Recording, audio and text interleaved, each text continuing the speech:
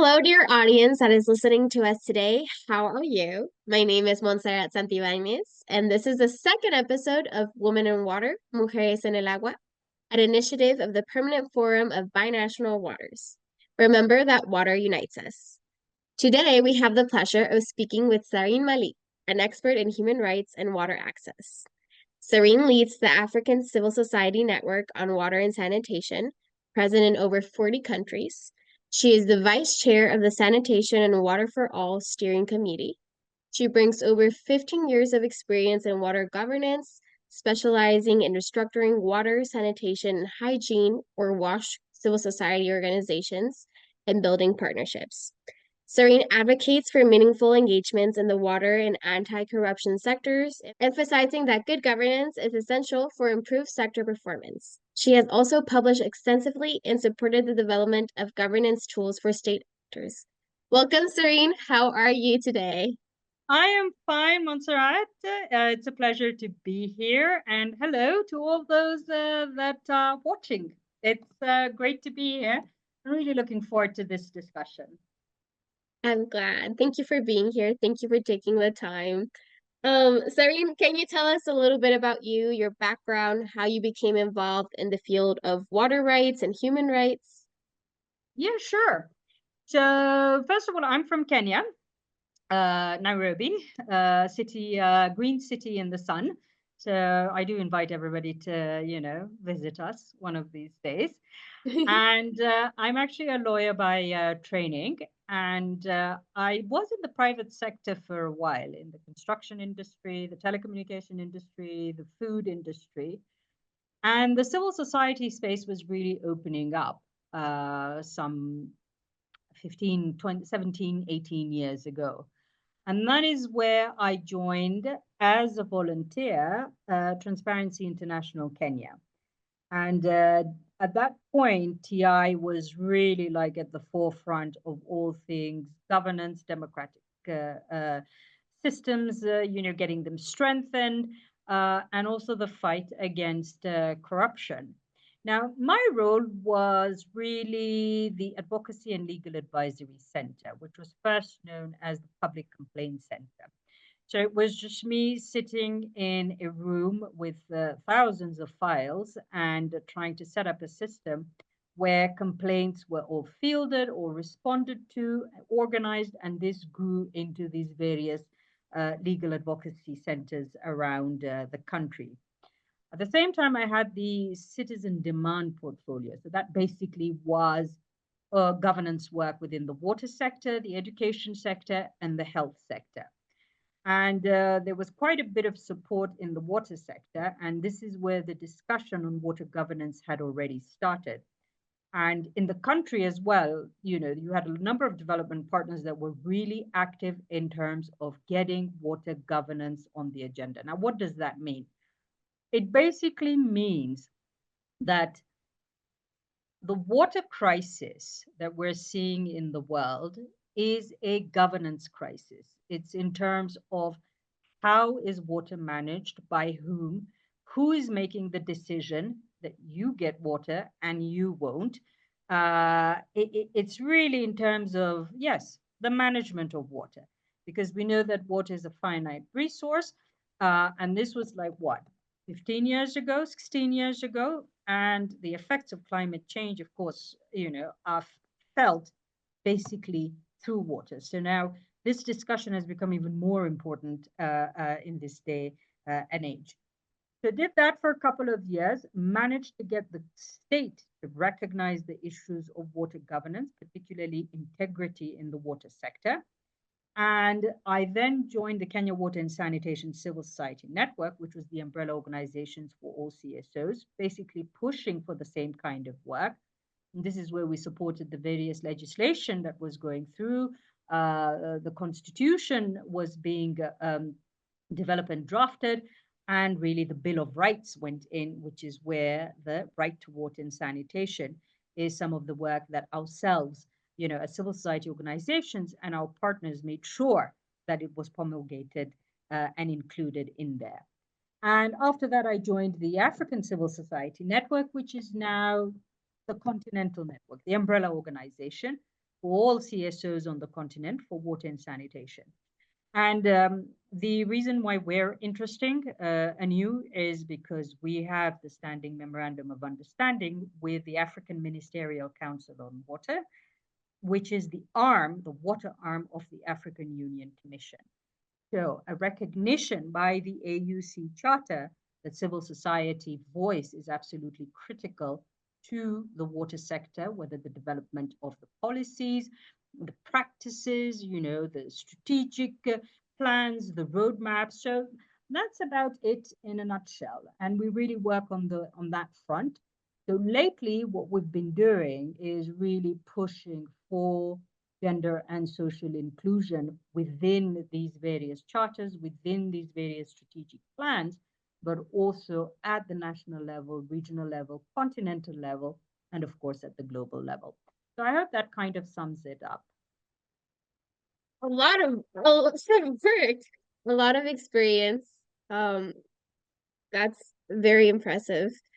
Thank you for making the time to be here today. I know you're a very, very busy woman, and you have been speaking all over the world, literally, in the last few days. So we really appreciate you being here today. Um, for today, we have the topic of the international human right to water. Yeah. So that is a topic we will be addressing today. Could you explain to us what this right entails? What does it mean to have a right to water internationally, um, for us, for the community, for people in general? Okay, so I'm just going to move backwards and then we will move towards the front. So Okay. what does the human right to water and sanitation actually mean? Okay, so you have these norms, these criteria. First of all, the water has to be sufficient. Okay, so the water supply for each person must be sufficient and continuous for personal and domestic uses. And in fact, according to World Health Organization, we need about between 50 and 100 liters per person. Okay, it needs to be safe. That means that it must be free from, bugs and other chemical substances, hazards that may constitute a threat to a person's health. And this is really in terms of, standards have been developed in terms of what is considered safe. It should then be acceptable, where it should be of an acceptable color, odor, taste for each personal or domestic use. And the water facilities and services must be culturally appropriate and sensitive to gender, life cycle, and privacy requirements. It then needs to be physically accessible.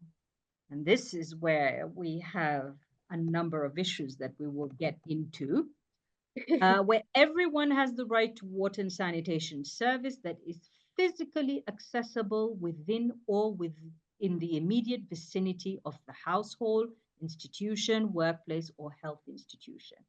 And again, according to the World Health Organization, it should not take more than 30 minutes to fetch water.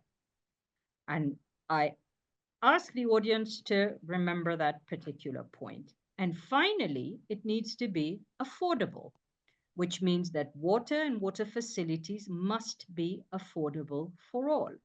And when we get into the issues of disparity, we will find that actually all this criteria is actually not being met in the majority parts of the world. So let me recap.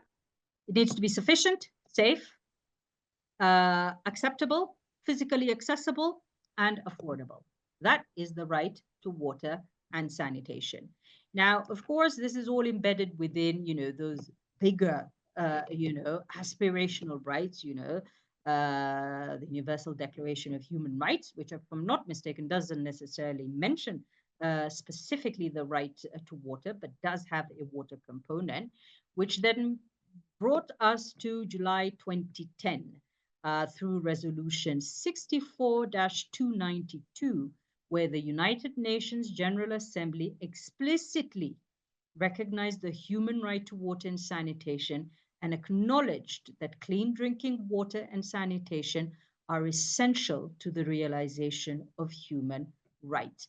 Now, you have a number of other resolutions and texts, but one to remember is the one in 2002. The Committee of Economic and Social and Cultural Rights adopted the General Comment number 15 on the right to water that says, the human right to water is indispensable for leading a life in human dignity. It is a prerequisite for the realization of other human rights. And this is really where the crux of the matter, and I repeat, it is a prerequisite for the realization of other human rights, which means water is at the center of any development indicator, agenda. You look at the SDGs, all SDGs have water that cut across them. You cannot have poverty alleviation without water. You cannot have food without water. You cannot have energy without water. You cannot have partnerships. You cannot have education. There are a lot of things that if water does not feature at the center, it's just very difficult.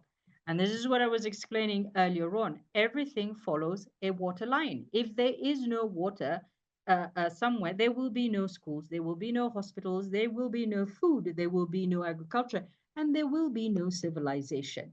Remember that civilizations actually started on the banks of rivers and next to water. So I hope that explains it. But I do urge everybody to go take a look at the right and a bit of its history and how it came to be. But I do hope that I've done justice a bit to the definition and why it was so critical to recognize the right to water and sanitation.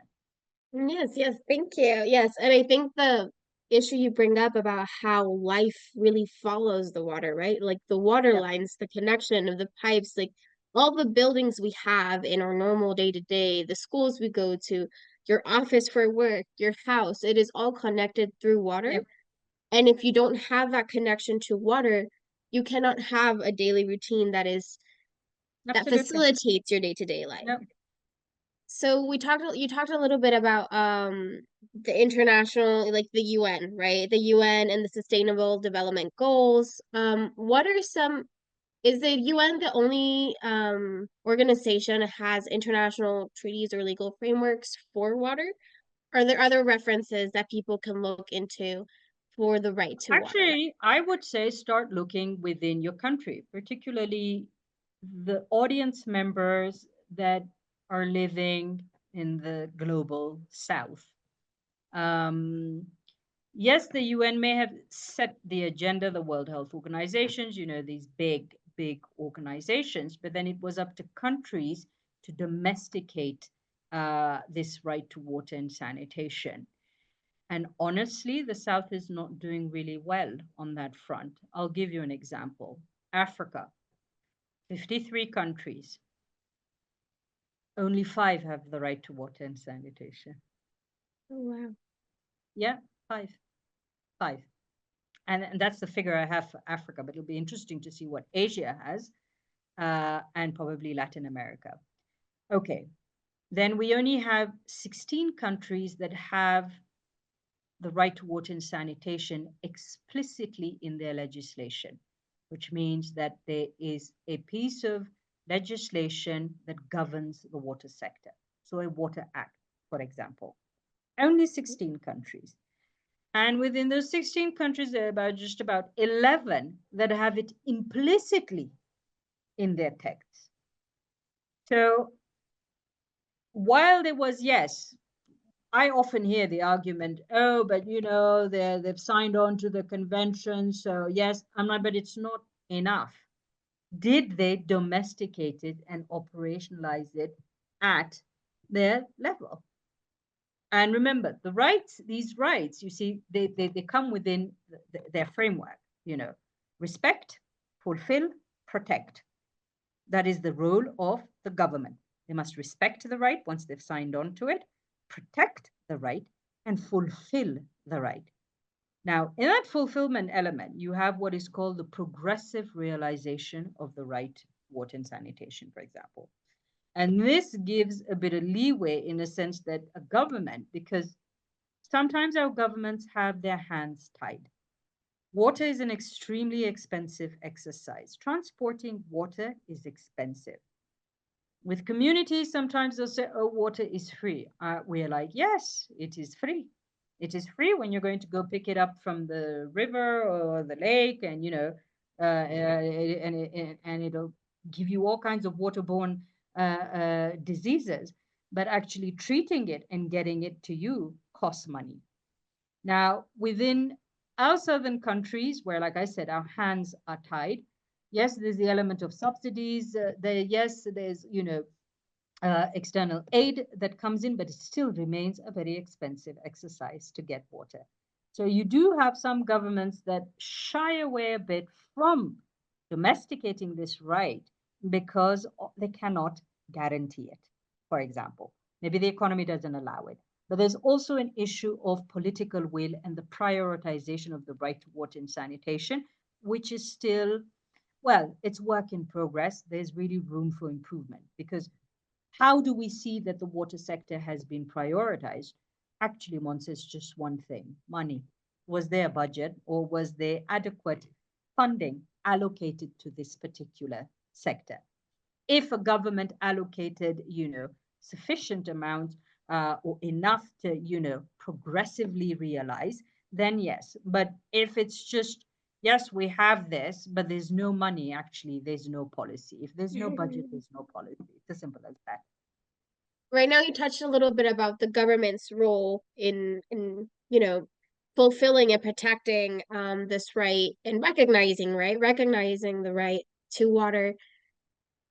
What other role, like, because I mean, obviously, as you say, if there's no money, if as you said, if there's no money, the government can't really offer it to you, right? They don't have the resource to put all the elements together to get the water to you, to your house. Um, who else has this role of ensuring the human right to water? Because I know in my classes at like human rights classes that I took at some point in college, we talked about the roles of like governments and citizens and the Yeah. NGOs, um, all of these different factors that work together to ensure that a right is actually fulfilled. You know, can you touch a little bit on that? Okay. The thing is that with rights comes responsibilities. Okay. So I'm going to give you an example in terms of, okay, and this is something we see. Um, Water is being provided, let's say, in a particular informal settlement. And then you have these cartels or gangs that go and, usurp this water under coercion, under threats, and then go sell it 3 times the price. Mm-hmm. So then you have the community members, out of fear, out of a number of reasons.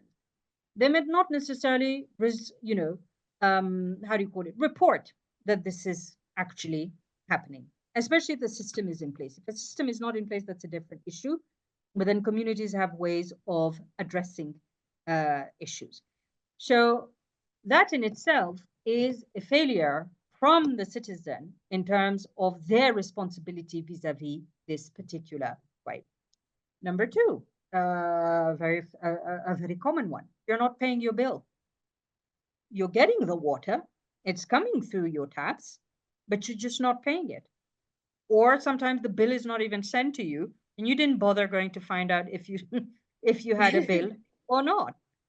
Or if the bill comes, probably have a discussion with the meter reader in terms of how not to have that bill, to have that bill forgotten for a couple of more months. So you see, this is what I'm trying to say. There's also the responsibility issue. Pollution, throwing garbage into waterways and rivers. Yes, the government's response to come and clean up and make sure, but it is your responsibility to make sure you're not littering and dumping toxins in a particular waterway.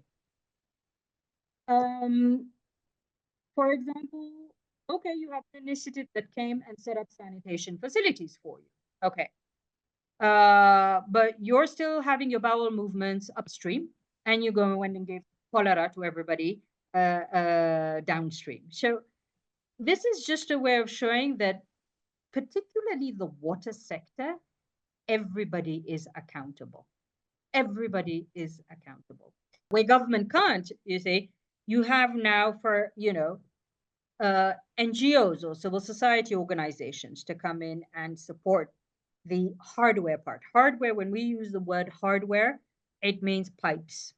It's basically pipes and Mm. digging and boreholes and whatever have you. Then you have these really big international NGOs that come with these huge budgets, that will support the government, work with the government in terms of ensuring that the water gets there. But even with that, there's still an issue, a responsibility. Our continent is plagued and marred by non functional water and sanitation facilities. It was a staggering 73% of facilities that were not functioning.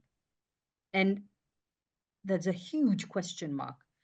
We know the answer as to why that has happened. That despite the best efforts, you have this facility that's broken down, and the women have gone back to the poisonous, dirty water pan to go and pick up water. Whose responsibility was it? The community to whom it had been handed over to manage it, but then they couldn't get along, or I don't know what happened.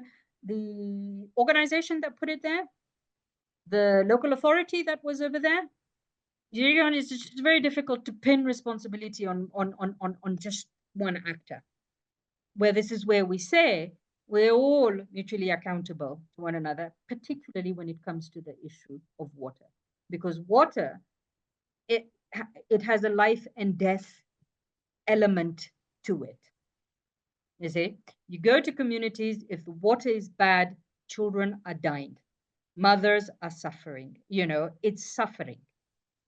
You go to communities where the water is flowing and everything, you do see, better you know better lifestyles. Let's just, and so it's a responsibility that is actually shared amongst all of us. Here we push a lot for issues of public participation. Okay, so you will always hear about participation. Public communities need to participate.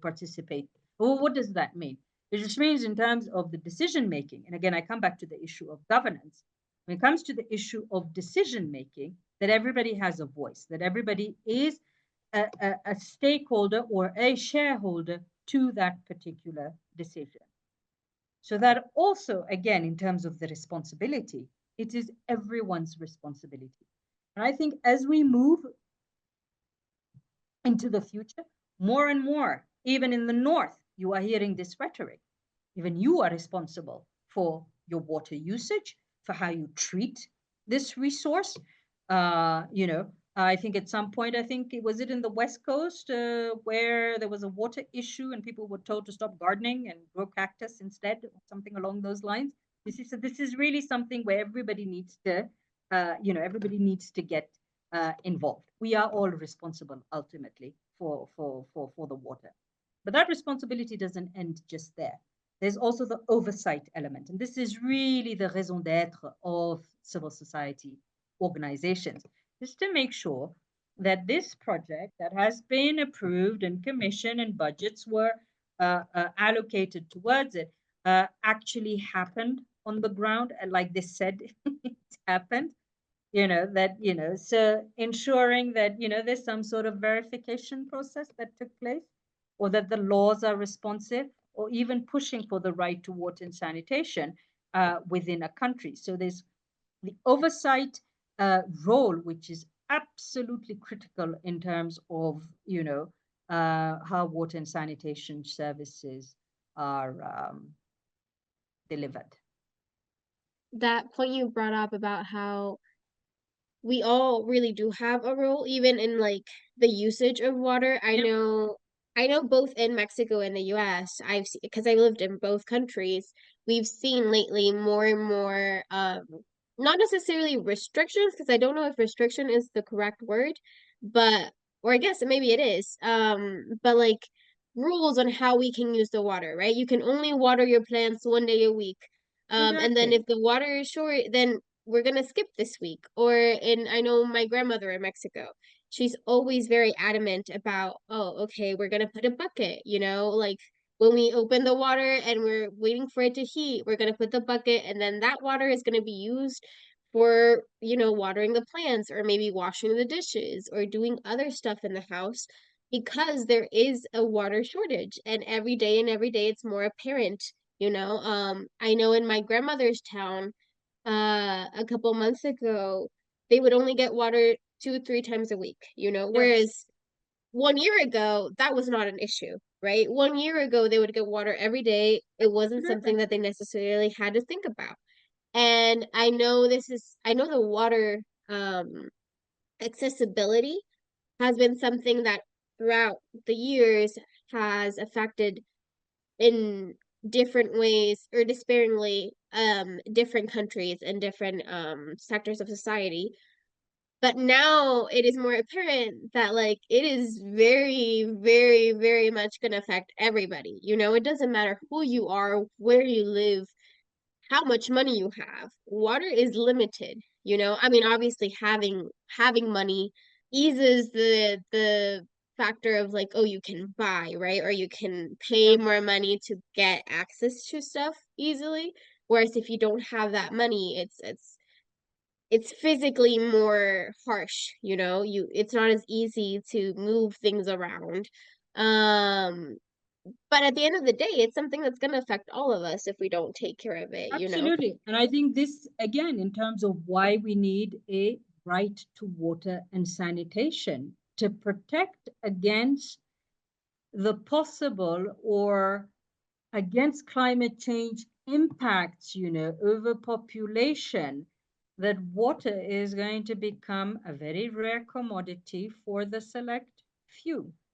Yeah. And this is why it is so critical that, that it is protected, respected, and fulfilled, and that we all get involved in terms of ensuring that that right is not taken away, is not watered down, is not, that it stays not only for our generation, but and the previous generations, but the future generations, not to give them a world where this will become white gold, and And accessible, yeah, to just a few.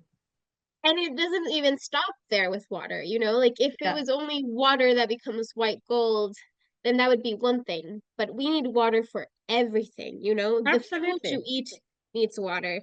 Your health depends on water. absolutely. Um, even like education, as you said, Yeah, we need water in the buildings that we go to. So it's an issue that like the scarcity of water really just means the scarcity of life. Um, absolutely, absolutely. And that's the other thing is you know, water sanitation and hygiene, of course, water being the keystone over here. Sometimes you say when we go to these seminars and these meetings, sometimes we say, I wonder what would happen if this meeting facility or conference hall didn't have bathrooms.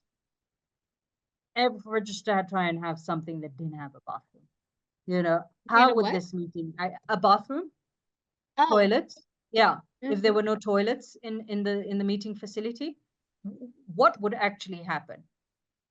And who would actually participate and attend? I can assure you, maybe one, two women out of 10 would be, 10 people, maybe two women at most. So I think it's also the impact, of the different demographics and how water plays on each, which I think is the next point we're getting into. Yes, Yeah. yes. What role do you think women have in the implementation of the human right to water? The lack of water and as per all those that criteria I gave, disproportionately affects women.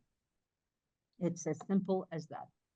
When something doesn't work in the water sector, the first one to get hit is a woman. The first one to feel the effects of it is a woman, because we use water differently from men, number one.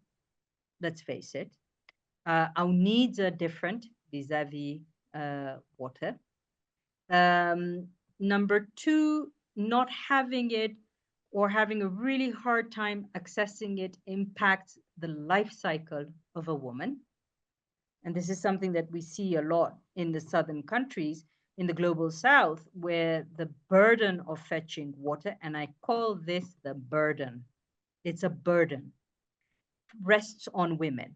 Though I must say, I recently discovered that there were a number of men in certain regions of the world that had that burden as well of fetching water. But the majority is women.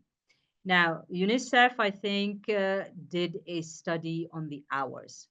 So I think it was like 200 million hours a day that was spent on water collection in the world by women, which translated to, if I'm not mistaken, was it 3.8 million days or 6.5 million days, that then translated those 200 into 22,000 years, which is the Stone Age, which means that a woman wakes up in the Stone Age every day and has less than 24 hours to try and make it to the 21st century. In fact, I think they said that by half a day, I think she was somewhere, I don't know where she was, but very far from the 21st century. So what does this mean? This is unpaid time, number one, that this activity of fetching water, because it's taking so long. Remember that criteria where I said physical access and the time that is needed? It's supposed to take 30 minutes. Women these days can take up to 4 to 5 hours just fetching water. 30 minutes, which is what the standard is, not more than 1,000 meters, but we can see up to 4 or 5 hours. Of course, more than 2 kilometers, 3 kilometers, if not more now with climate change and drought and all these, various water points drying up. So they have to go further, dig deeper. But even if she's doing 1,000 meters, just waiting for the fetching is what? Waking up at 3 o'clock in the morning, 4 o'clock in the morning to make sure you get in the queue and you're in there until 9 o'clock in the morning, 8 o'clock in the morning, waiting for it and hoping that there's enough for you. So it disproportionately affects women. This means that this time, instead of being used to empower herself, whether through education, whether through livelihood or whatever, spent fetching water. Number two, there were studies that were found in certain parts of the world where they had started, of course, developing spinal injuries because of carrying the jerry can. And in certain regions in the world, they actually were getting uterine prolapse because of the fetching of water. And that's just one problem. We haven't even gotten into the assault, the dangers of it. It's terrible. And this is where I say that it has to be sorted out. The issue has to be addressed from a woman's point of view. I firmly believe, and I stand to be challenged on this, that if the issue of water access, the right water and sanitation can be sorted out for women, it will automatically sort things out for everybody else. It's as simple as that. So I think in terms of women, now what are we looking at? Okay, mixed bag or mixed approaches. Africa, we are not a single story. So yes, you have the downtrodden, the oppressed woman, or the woman marginalized in poverty that has to wake up and go look for this for water, and that is her responsibility as per what she has been told by society. But then you also have women professionals, like myself, that are involved in the water sector, whether from a legal background, engineering background, development, international development background. You also have, the scientists. So it's really in terms of getting all these women somehow involved, not only in how the service delivery is taking place, how the policies are actually being drafted, keeping women at the center of these policies. So what does that look like in practice? You've come with a wonderful design of this bathroom, of this toilet. Okay, yay, great. Okay. Uh, okay. Um, so you came with that and you put that there. But then you didn't make sure that, for example, the door had a particular height, or was of a particular build, or that there was lighting around that particular toilet, because you probably had another gender in mind. You did not necessarily have a woman in mind. She needs lighting. She needs the door to preserve her privacy. I'm not saying the others don't need it, but which tend to need it a little bit more than, than the others. She needs it to be safe. She needs it to be clean. It just speaks to her dignity. And this is the thing, water speaks and sanitation speaks to the dignity of people, but particularly the women. So it's also in terms of the design. It can also be in terms of the budgets, or the construction, or, okay, we're going to put a water point, a well over here. Did you measure to see how long it took a woman? Did that well of yours, or did that particular water point respect the 1,000 meter criteria?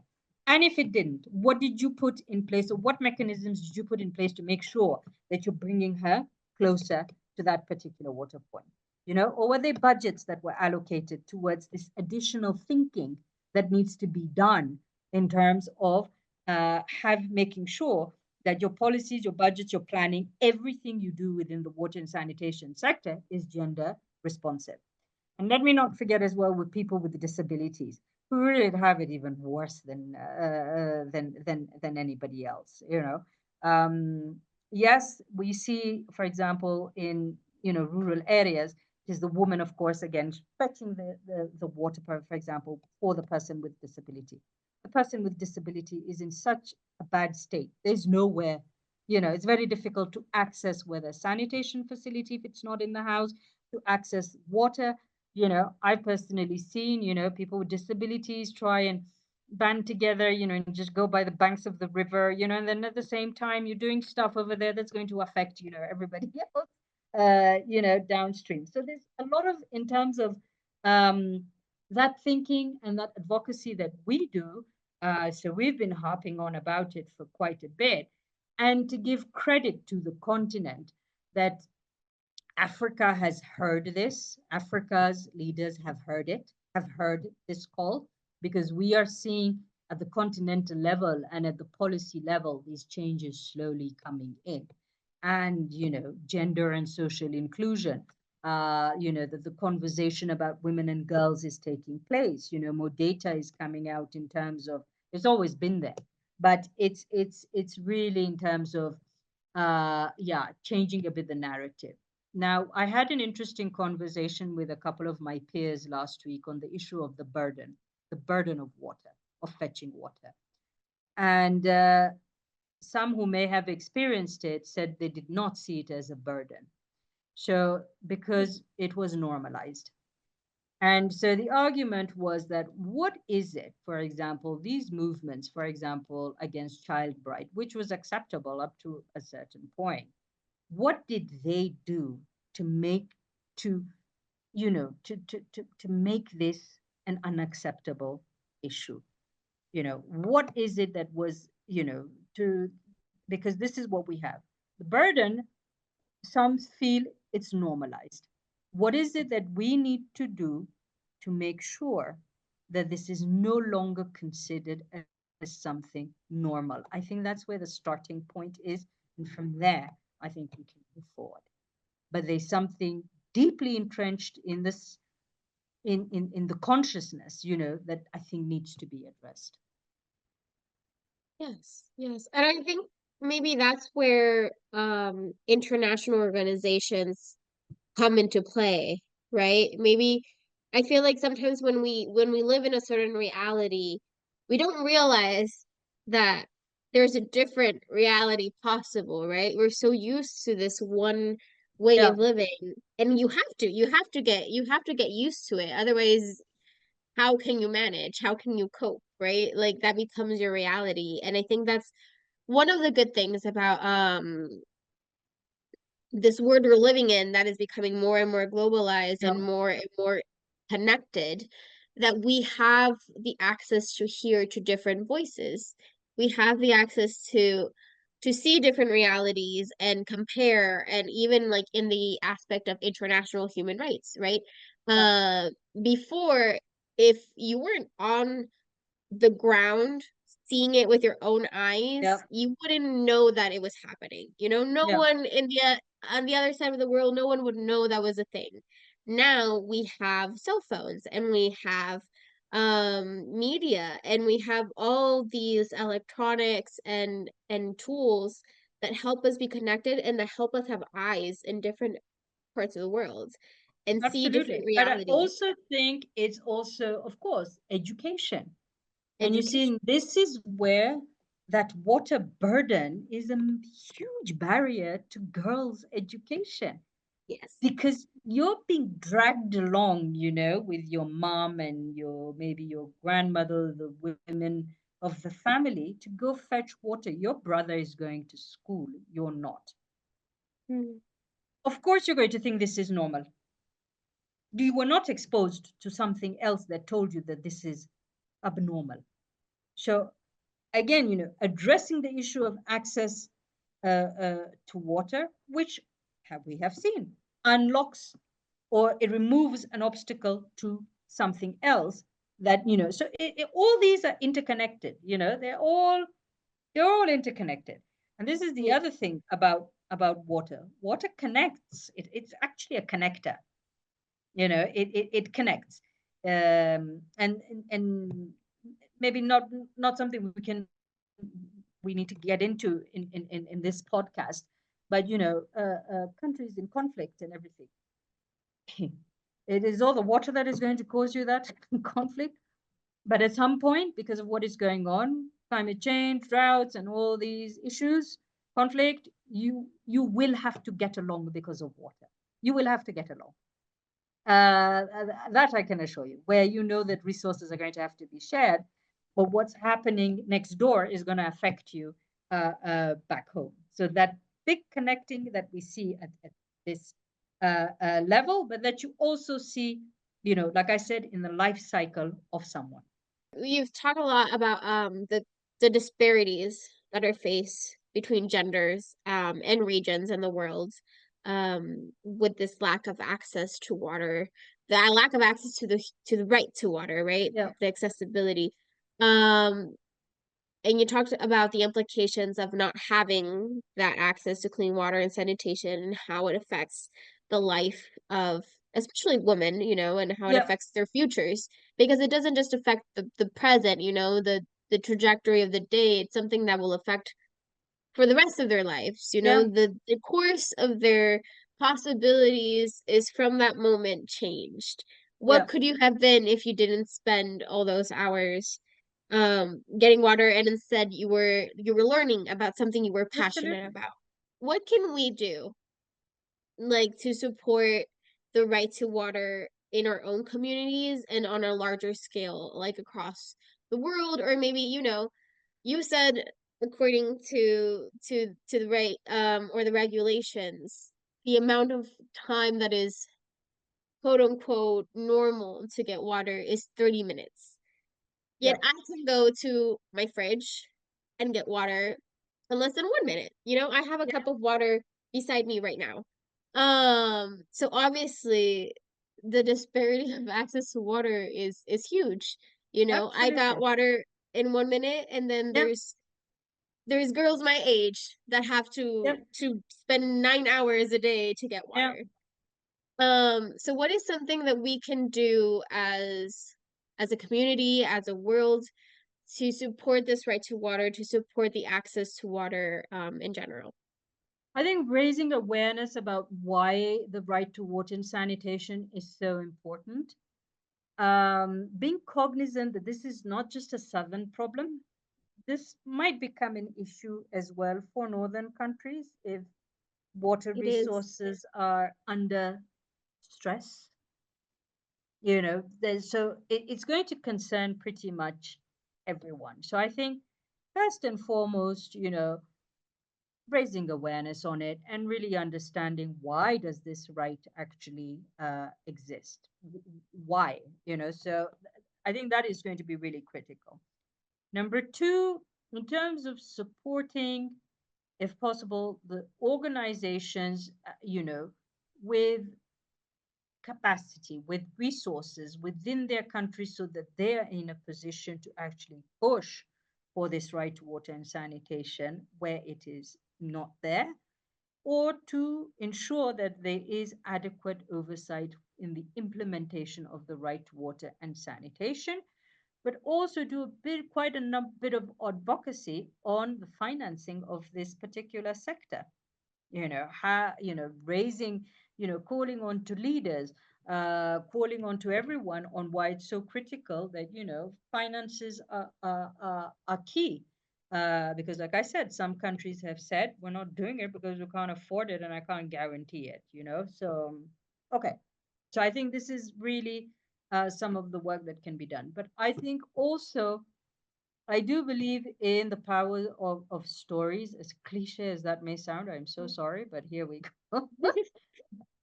Stories, but um, listen to the stories. You know, you because sometimes when we talk about women and water, and gender, it becomes so abstract, and you have to keep refreshing it by there's a face behind that. Well, there's a life behind that Yeah. statement. Go find out about it and, go, go spend a day. Now, that's what I do with some of my partners. I'm like, I need you in the informal settlement at 4 o'clock in the morning because you're going to stand there with the women and see what she has to go through. And you're lucky because you're going with breakfast in your stomach. Yeah. But I want you to know what it's, what it's like. Because that's something I had to do as well in terms of what is it like, you know. There's a time where we had a conference, there was this meeting, and I know I was talking about it, but I could see the blank look or just not being able to Mm. relate or resonate. So I remember going to the drinks area and I told them, give me a crate that weighs about 20 kilos. Just put it on the stage.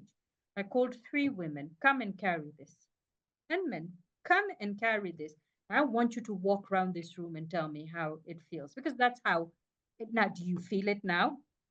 Is it clear to you now what Mm-mm. we're talking about? Now add on to that whether the sun, baking you, uh, conflict. Add on to that all that stuff. Do you see it now? Can you relate to it? So I think it's really important to listen to these stories, get the story out, and also look behind the veil. Do not just look at a cue and take it for what it is, which is a cue. No, you must look closer at what is going on. I think that's really critical. In a way, it's a little sad that as a society we have to physically like relate to something to care about it, you know? Yeah, Like I feel like as a absolutely. Yeah, it's like I feel as a society sometimes we just need to care more about other human beings just because they're human beings, just because we're both human beings, you know, just because we both live in the same world. yeah, And I feel like a lot of times in the international human rights sector, you see all these stories and you there's so many people talking about all these issues and it's just one after the other and sometimes it feels like people don't hear, you know, like no matter what you throw at them, no matter how hard you try to connect, there's this level absolutely. of Yeah. distance. I mean, an event we went to recently, a really complex, tough to make any kind of progress type of situation. And the only way we were able to tug at their heartstrings was by bringing somebody there to actually give a first-hand, unfiltered, raw account of what went down. The story, the face. Because, Mm. we sit there, we talk in our language, with legal, with NGO language, but you needed the emotion, or that, we just sanitized this for you. Why don't you listen to, you know, the uncut version of things and tell me what you think.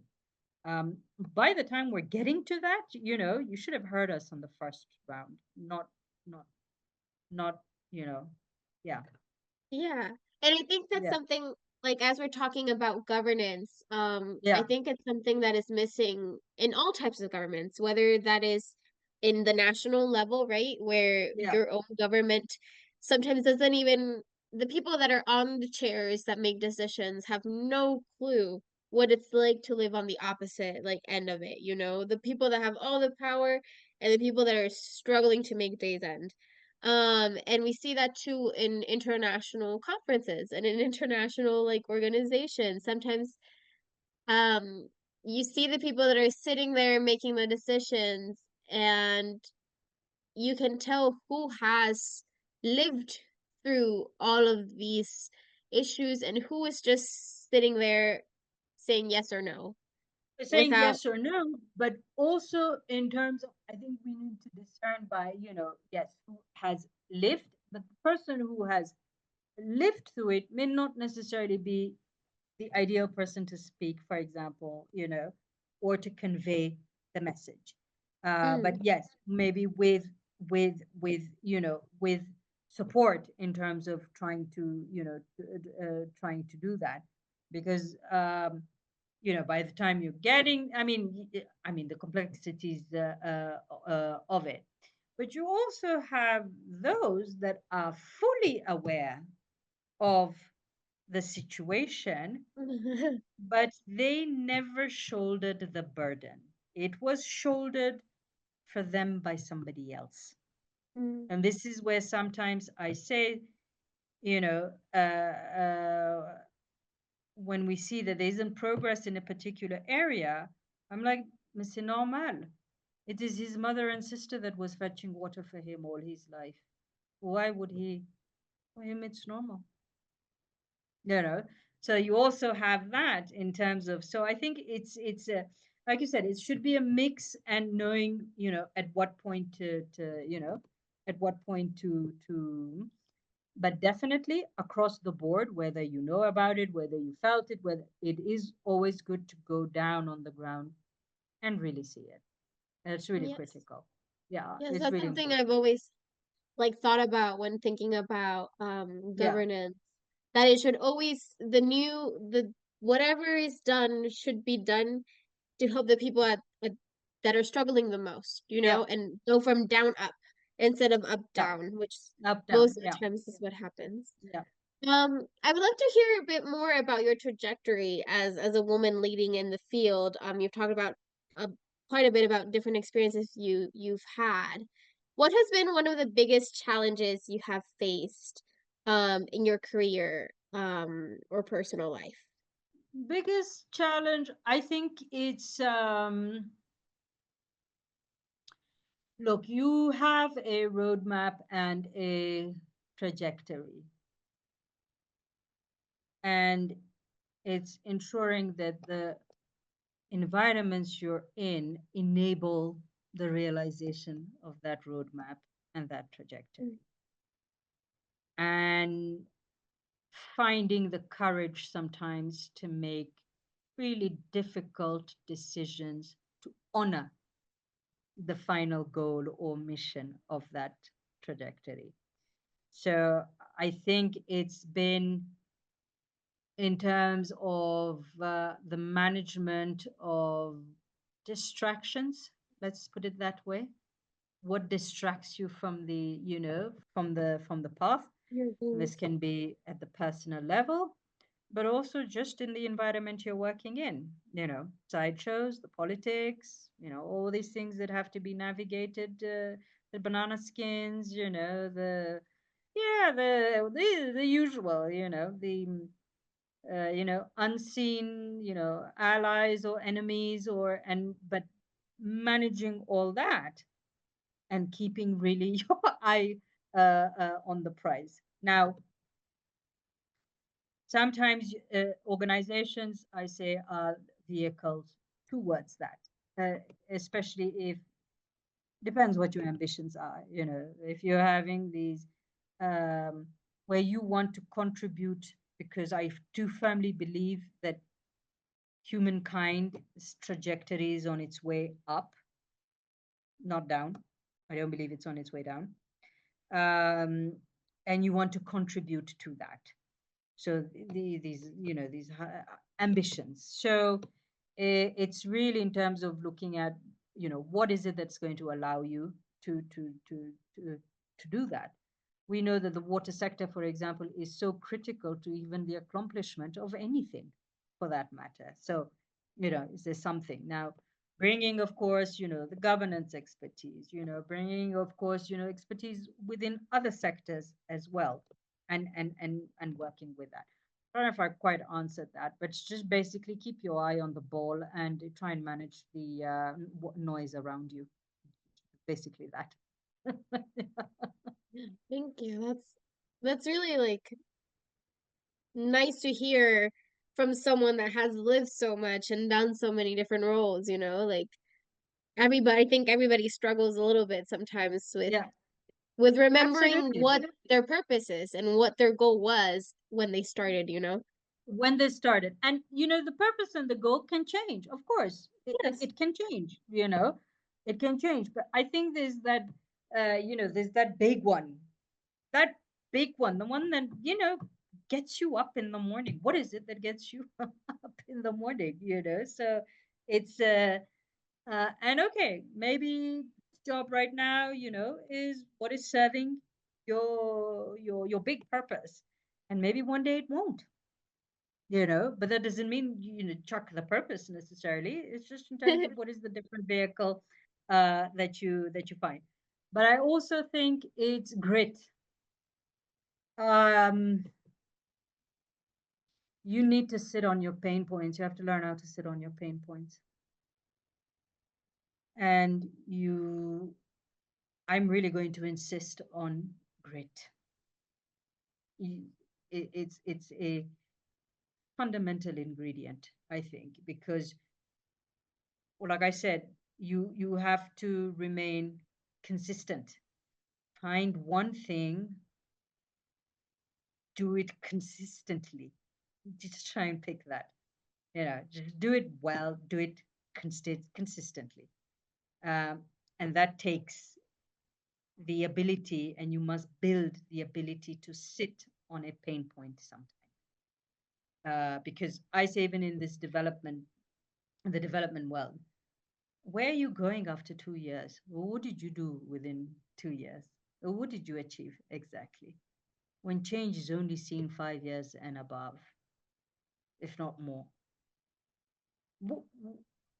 What were you doing? Like, what change did you make? Okay, you did something. Okay, you may have kicked off some stuff to go back to check if it was actually that what you did actually worked. And I know that can be an ungrateful thing, um, but I think grit is really important. And talking about that, I'm interested to hear what the opposite question, what has been one of your greatest achievements? What are you most proud of? Actually, that's a pretty easy one for me, is the sextortion legislation. Mm. So a couple of years ago, we found out, and this is why I was saying, look behind the veil, look behind the queue. We're doing some analysis in these informal settlements and discovered that women were trading sex for water. Now, we had heard sex for pads, sex for food, sex for, jobs, and sex for, but water. I mean, that was shocking. and then a sense of, followed by a sense of deep failure, just failure. Failure that, how did we not see this? It was obvious. It was obvious this was going on. How did we not, where were we looking, or who are we talking to exactly that this issue did not crop up? Mhm. So, and of course, it's a very difficult issue to talk about. There's no doubt about it. It still is. Who wants to talk about something like this? But I still feel as practitioners, we should have known that that long queue was coming with its price on somebody. There's no way you're queuing like that for 9 hours and you're not sure you're going to get water without something being attached to it or you trying to get water. There's no way, that the woman, that is there, has been standing there forever, smiling at the vendor or flirting with him, that it was innocent. It was not. There was something to it. Or that not pushing hard enough on the issue of queues or accessibility, safety, and affordability actually had such dire consequences like this. So I think in once we got admitted failure, um, it's like okay, now what? Now okay, what do we do next? But it took us 8 years from issue identification to legislation. And that was met with all kinds of moods, if I may say.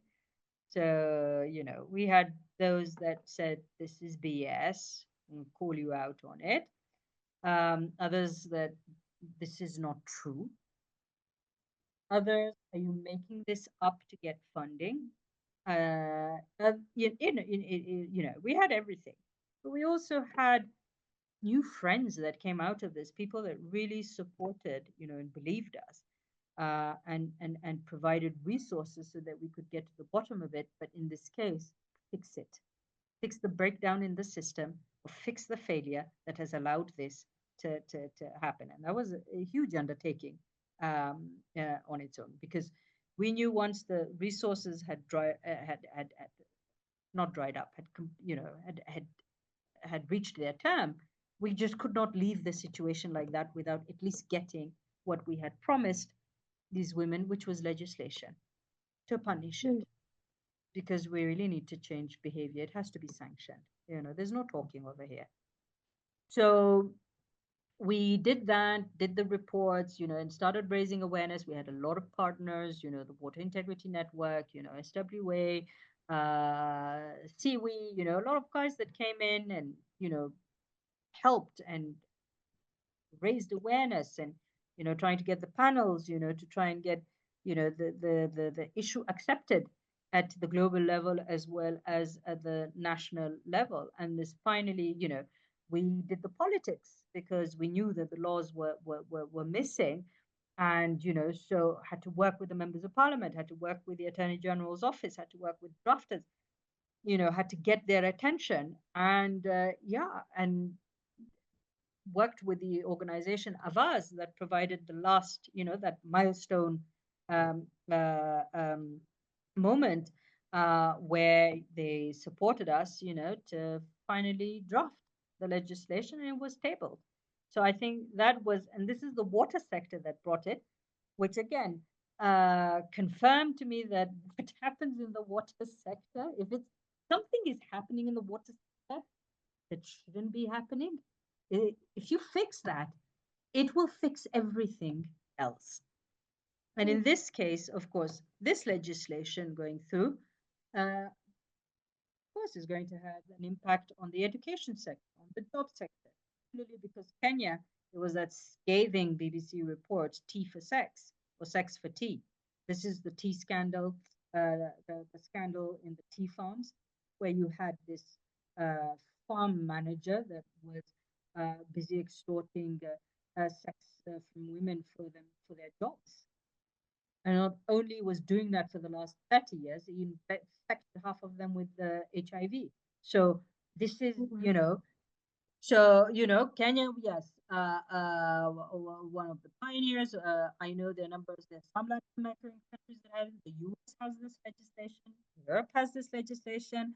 And I'm seeing a lot the issue of sextortion coming up, particularly in the north, in the cases of cybercrime and cyber sex and extortion of, you know, I'm going to show you pictures to the whole world if you don't do ABCD, So but this is, again, like I said, the water sector. And why was it so critical? And I think I mentioned this to you, Monso. Why is it so important? Because if a right is not protected, respected, fulfilled, there's another violation that is taking place.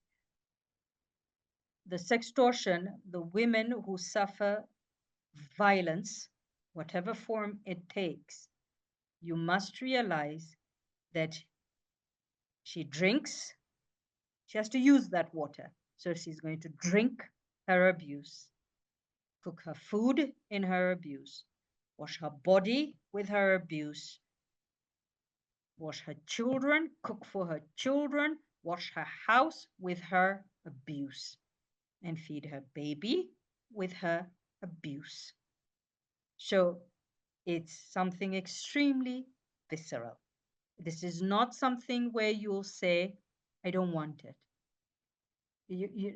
This has happened to you. We had cases where awful things happened to them. And I remember we asked the question, did you use the water after what happened? The answer was yes. What did you want me to do? Just getting it costed me my dignity. Okay, now I'm not going back for a round two. I'll just use what I have. There's that. There's also, in terms of a very powerful statement I remember that had been made by a local member of parliament. She had come to the first meetings, the water meetings. She was one of the water guys. And she said, you have no idea what it takes for me to look dignified in front of you right now. We must remember that. And it starts with water. Like you said, your day to day, everything. Where you have no idea what I had to do to make sure that I came here looking dignified for you. So getting this law, this legislation through its various phases, I think for me is a great achievement. We made new friends. We made, it was good. It was good, and we're pushing for the final stages. That And is, we hope this is something, because we made a promise a couple of years ago, and when we were handing over the legislation, all the women, the survivors were there. I said, we hope that you will think well of our civil society and have faith in that we kept our promise. And I can assure you, a lot of time this was pro bono work, huh? But there, the commitment had been given. So the promise was, yeah.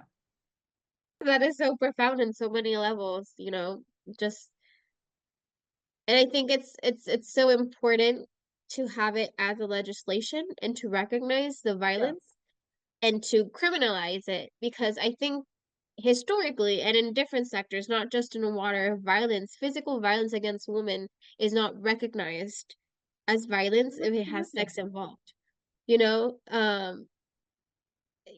it's used like sexual violence is used as a tool of power in so many Yeah, different sectors, and oftentimes it is not recognized as violence, even in war, it is not, it took a long time for it to be recognized as a war crime. absolutely. Absolutely. Absolutely. And I think what was going on in, yeah, like where rape was recognized as a weapon. And You know, weapon. I mean, yeah, and you're right. So, the and this extortion thing was so pernicious. It was so sinister, because even proving it is not going to be easy. Um, the burden of proof on this is not going to be easy. Yeah. The you have to demonstrate how this thing was of value to you, was how it was withheld from you, because the penalties we went for were pretty steep, huh? We didn't, because first it was just tantamount to rape. Let's just put it that way. So, and for water, like my goodness. And that's just one side of it. I haven't even gotten into the conflict, the assault, the this, the that, the reporting that is required. And I'm not even in the SGBV field. I'm in the water field, Yeah. having to do SGBV work, and that is serious. I think it definitely speaks about the effect and the power that water holds, the access to Yeah, power, like yeah, how it can be twisted in so many awful ways, like absolutely, unimaginable, like unhuman ways, really. Like absolutely. the fact that that is a thing is it shouldn't, it just shouldn't, No, it period. That shouldn't. should not, it shouldn't. It shouldn't. Um, And this is just, because, and this is what we were talking about earlier on. Do not think that because you are a powerful economy and country, you are immune.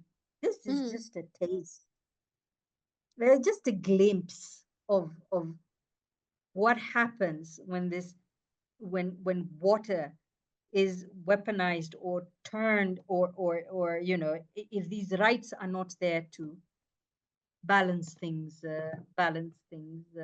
out. yeah, Yeah. yeah, yeah. I guess with Especially this, now, imagine, if rivers dry up, if yes, the droughts, yeah, it gets, we're already seeing that, as yeah, water becomes more scarce, absolutely. violence becomes the answer, Absolute violence, absolutely, because as a resource. And the because thing at is the that end of people, the okay, they day, see water everywhere. Oh, yeah, but it's something to think about. What happens. So yeah, that's why I said fix. Let's fix the water sector. Let's fix it. That will fix a lot of other things. other things, yeah, everything's Yeah, connected. yeah. We're almost to the end of our episode because I know time is running and we unfortunately have limited time because I could speak with you forever. I know we Um, could go on. my next question would be if you could change any aspect of our world today, what would it be? Like if you had the gift, if you could just close your eyes and make a wish or snap your fingers, what would you change? I think justice is the most important uh, thing. Ensuring justice for a slight, no matter how small or how big it is. Um, giving people, giving people the mechanisms to address grievances. I think most important is a justice system. And I think this is where the rights thing again comes in. Yeah. Um, Next, of course, ensuring that everyone, has at least access to basics. Water being one of them, education, yes, we're getting there, but, certain things should be non-negotiable, in my opinion. Mhm. Just like how, yeah, I think they're trying to look for the malaria vaccine or something. It's going to be made mandatory because a lot of children die, So at least it's going to become, it's a non-negotiable. It's going to become a non-negotiable. So I think these are some of the things. But ultimately, justice in society, I think, for me, would be most important.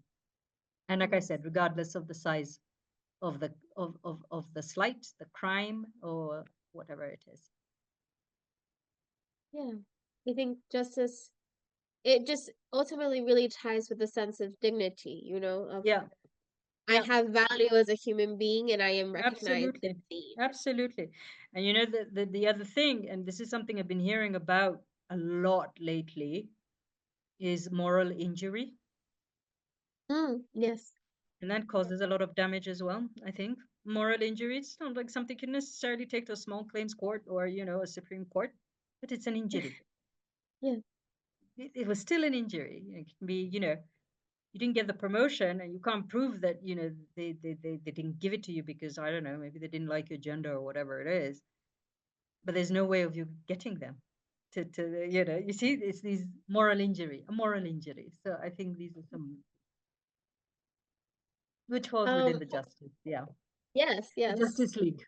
Yeah, exactly. The just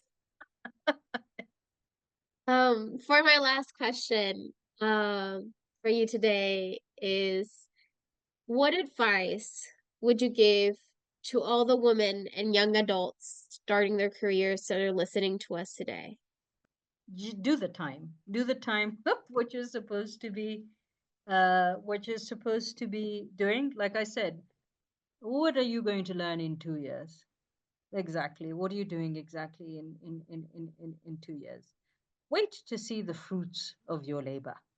I think that is, for me, the most, because from there, you are able to build your confidence in whatever it is you're going to you know to become an, no, don't want to use the word expert, become a star in. Stardom takes time. So I think that is really the advice.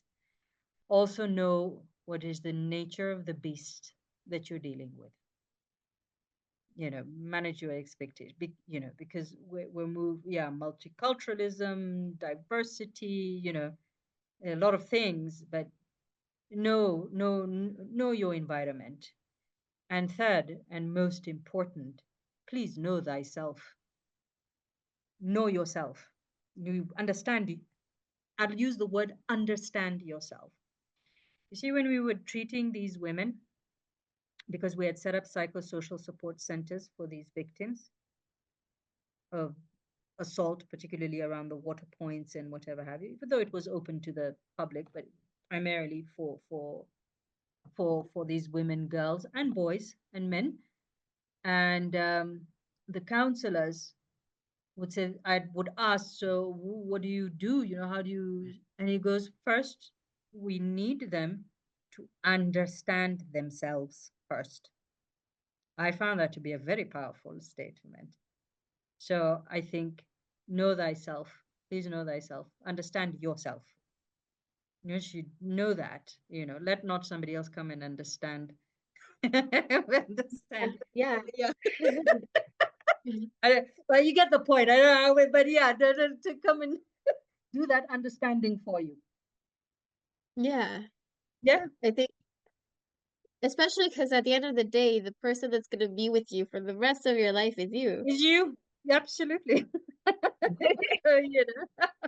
So we ought to become friends at some point, you know? We ought And then you to really have to become your friend, and it's the thing, because that's what he was telling me, because he was like saying, Malik, we teach them how to understand themselves, and he said it in Swahili, and the word kujielewa, kujielewa, it has a very deep meaning. So it's a bit like knowing thyself, understanding thyself, and being aware of yourself, all rolled into one word.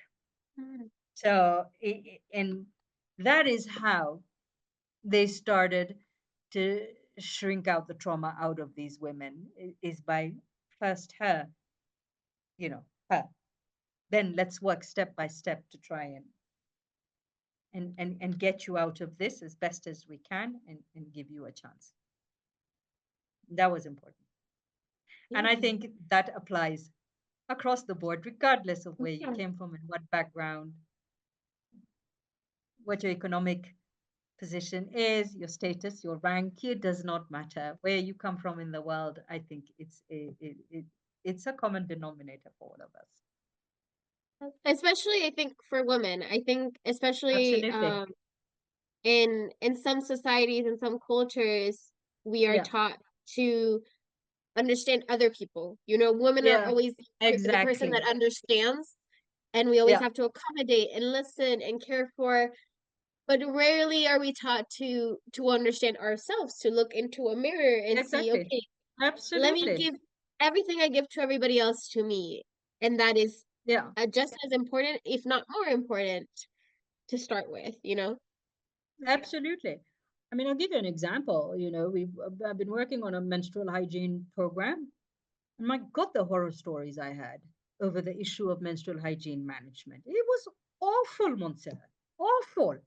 The stigma, suicide cases because of periods, and it's like the bullying, because the girls were having their period. And it's Yeah. like, did it not know, it was just awful all round. Let's just put it that way.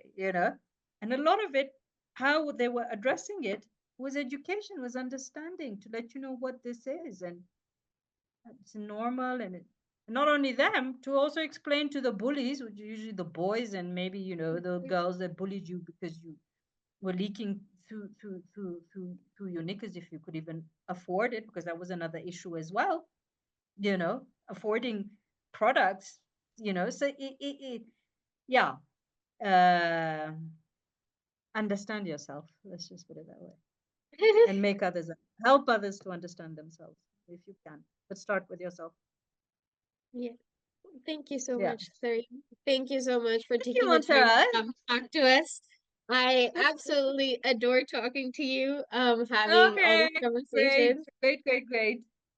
Thank you for sharing your story, your wisdom, and stories of other women, and reminding us that we have a fundamental right, but we also Yeah, have a fundamental duty to the water that absolutely. unites us all.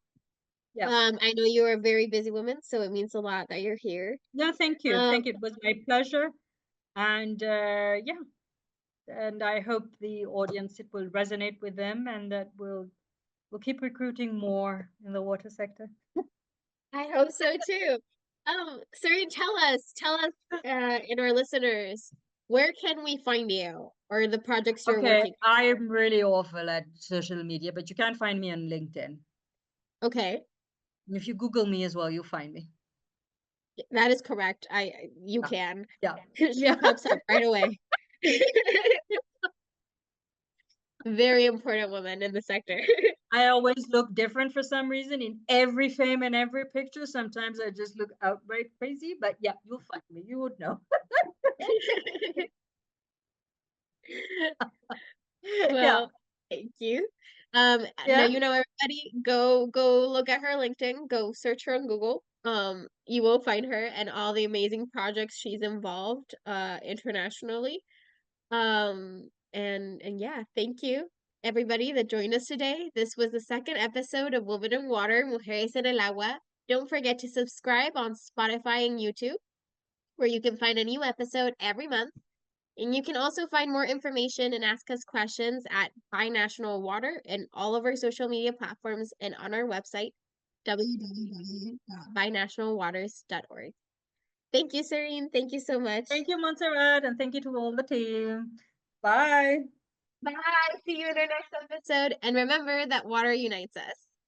Absolutely. I couldn't agree more. I am into that.